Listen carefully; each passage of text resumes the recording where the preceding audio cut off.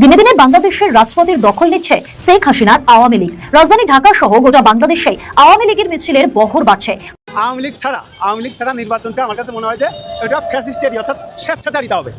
আমাদের কাছে মনে হবে যে এটা একটা ফ্যাসিস্ট নির্বাচন। অন্তর্বর্তীকালীন সরকারি উপদেষ্টা কে কোথায় পালাবে, কিভাবে বের হবে, কাদের সাথে আতাত করেছে, কোন রাজনৈতিক দলের সাথে তাদের চুক্তি হচ্ছে, আওয়ামী লীগের সাথে অন্তর্বর্তীকালীন সরকারে কি কথাবার্তা হচ্ছে, শেখ হাসিনাকে কিভাবে এক্সিট দেওয়ার চেষ্টা করছে বা শেখ হাসিনাকে নিয়ে আসার চিন্তাভাবনা কিভাবে করছে, বা প্রধান উপদেষ্টা কিভাবে একটা সেভ এক্সিট নেবেন সেই চিন্তাভাবনা তিনি করছেন। এবং সেনাপ্রধানের সাথেও তারা নাকি সেজদা দিয়ে একই কাতারে দাঁড়িয়ে তারা সিদ্ধান্ত নিয়েছেন যে তারা কিভাবে রাষ্ট্র ছাড়বেন এবং আমাদের সেনাপ্রধান তাদেরকে কিভাবে নিরাপত্তা। দর্শক, ভিডিওর প্রথম অংশ দেখিয়ে অনুমান করতে পেরেছেন আজকের ভিডিওটি খুবই গুরুত্বপূর্ণ হতে যাচ্ছে। ভিডিওর প্রথমে যে শিরোনামগুলো আপনারা দেখেছেন তারই বিস্তারিত দেখানো হবে আজকের ভিডিওতে, তাই আজকের ভিডিওটি খুবই গুরুত্বপূর্ণ হতে যাচ্ছে। বিস্তারিত দেখে আসবো তার আগে ছোট করে একটি অনুরোধ, আপনারা যদি এ ধরনের আপডেট নিউজগুলো সবার আগে পেতে চান অবশ্যই চ্যানেলটি সাবস্ক্রাইব করে বেল আইকনটি অল করে দিবেন। দর্শক, সবাইকে স্বাগত জানাচ্ছি।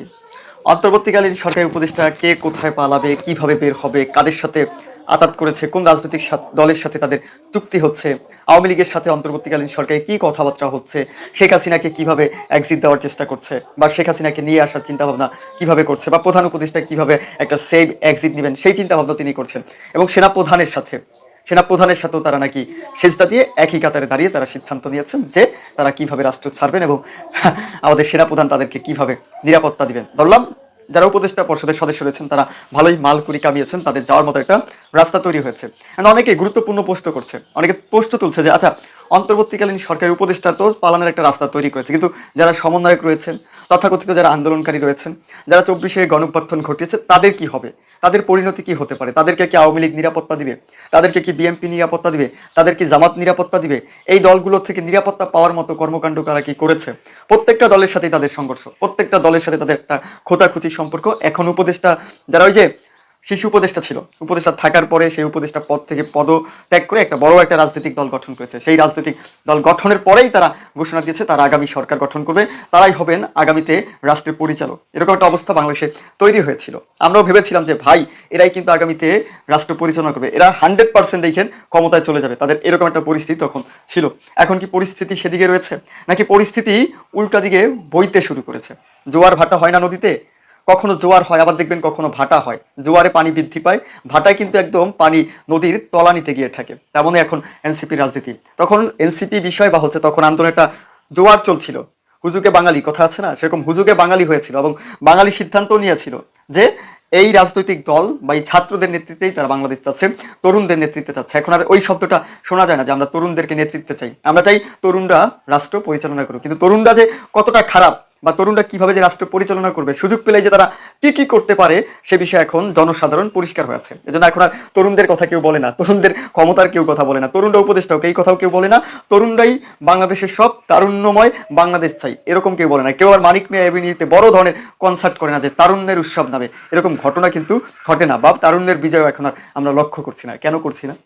মূল কারণটা কি? যেই তরুণরা বড় একটা আন্দোলন করলো, বৃহত্তর আন্দোলন, বাংলাদেশের প্রেক্ষাপট পরিবর্তন করে দিল, সেই তরুণরা এখন আবার বলছে বা সেই তরুণদের বিপক্ষে হঠাৎ করে জনসাধারণ কেন অবস্থান নিচ্ছে? তাহলে তরুণরা কি কি কাজ করছে? সমন্বয়ক আর হচ্ছে গিয়ে উপদেষ্টা, রাজনীতিবিদ, এনসিপি, প্রথমত সমন্বয়ক, সেখান থেকে উপদেষ্টা, তারপরে আবার রাজনৈতিক দল, এই যে 3টা ধাপ অতিক্রম করা, এই 3টা ধাপ অতিক্রম করার কারণেই কি তাদের আজকের এই পরিণতির সম্মুখীন হতে হচ্ছে? নর্মালাইজ সবকিছু আমরা যদি একটু সাধারণভাবে চিন্তা করি বা একদম সাধারণভাবে ভাবার চেষ্টা করি যে হঠাৎ করে এই সমন্বয়ক বলেন বা হঠাৎ করে এই যে পরিস্থিতি ঘোলাটে হওয়া বা তাদের দিক থেকে জনগণ মুখ ফিরিয়ে নেওয়া, এই মুখ ফিরিয়ে নেওয়ার মূলে কি রয়েছে? তারা এমন কি কর্মকাণ্ডগুলো করেছে যার কারণে জনগণ মুখ ফিরিয়ে নিতে বাধ্য হচ্ছে?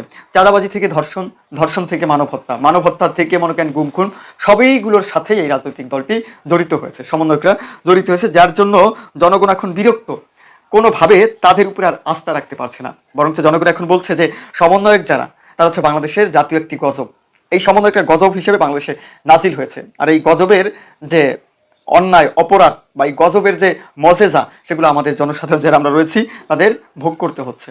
পরিস্থিতি সেদিকেই যাচ্ছে। আর এই সমন্বয়করা এখন বলছে যে উপদেষ্টারা কোন দিকে পালাবে, উপদেষ্টা কিভাবে স্যাব এক্সিট নিবে, উপদেষ্টারা কার সাথে আতাত করেছে, উপদেষ্টারা স্বরাষ্ট্র উপদেষ্টারা অমক উপদেষ্টারা তমক উপদেষ্টারা সবার মুখোশ উন্মোচন করব, কে কত ভাগ বাটোয়ারা করেছে, কে কিভাবে খেয়েছে, আমরা সবকিছু কিন্তু জনসম্মুখে প্রকাশ করে দিব। দেখছে একদম দায়িত্বশীল ব্যক্তি তারা বলছে, তারা আবার এই কথাও বলছে, আমার সময় একটা খবর রয়েছে, সেই খবর দিয়ে একটু বলতে চাই। তারা বলছেন যে এই যে সুশীল যারা, সুশীল নাগরিকের কথা বলছে, যে যেমন অন্তর্বর্তীকালীন সরকারের প্রধান উপদেষ্টা, তিনি একজন সুশীল ব্যক্তিত্ব, বিশ্ববিখ্যাত একজন ব্যক্তিত্ব, তাকে নিয়ে ক্ষমতায় আনলো। ধরেন স্বরাষ্ট্র উপদেষ্টা হিসেবে যিনি দায়িত্ব পালন করছেন, তিনি একদম সচেতন নাগরিকের কাতারে পড়ে। বিগত সময় দেখলাম যে সরকারের বিষয়ে তারা খুব সচেতন বার্তা দিয়েছে। আওয়ামী লীগ সরকারের সব সময় বিরোধিতা করেছে, আওয়ামী লীগের কোথায় ত্রুটি কোথায় খামতি সেই খামতিগুলো তুলে ধরার চেষ্টা করেছে। এগুলো সবই আওয়ামী লীগের দোষ, আওয়ামী লীগের দোষগুলো সুন্দরভাবে উপস্থাপন করেছে এবং আওয়ামী লীগের গুণ নিয়ে তাদের কোনো মাথা ব্যথা নাই। কেন আওয়ামী লীগ কেন অন্যায় করছে, সেই অন্যায় হচ্ছে তাদের ধরিয়ে দেওয়ার মূল লক্ষ্য। তারা ধরিয়ে দিতে সক্ষম হয়েছে। তাদেরকে রাষ্ট্র গুরুত্বপূর্ণ খবর দেওয়া হয়েছে। পরিবেশ রক্ষাতে যারা কাজ করছে তাদেরকে নিয়ে আসা হয়েছে, তাদেরকে ক্ষমতায় বসানো হয়েছে। এনজিও সংস্থা নিয়ে মানব কল্যাণে যারা কাজ করে তাদেরকে বসানো হয়েছে। প্রবাসীদের নিয়ে যারা কাজ করে তাদেরকে বসানো হয়েছে। যারা দেখতে পেলেন বিস্তারিত। এই সম্পর্কে আপনাদের মন্তব্য কমেন্টে লিখে পাঠাবেন। ভিডিও ভালো লাগলে চ্যানেলটি সাবস্ক্রাইব করতে ভুলবেন না। এবারের মতো এখানেই বিদায় নিচ্ছি, শীঘ্রই দেখা হবে নতুন কোনো ভিডিও নিয়ে। ততক্ষণ সকলে ভালো থাকুন, সুস্থ থাকুন। আসসালামু আলাইকুম ওয়া রাহমাতুল্লাহি ওয়া বারাকাতুহু।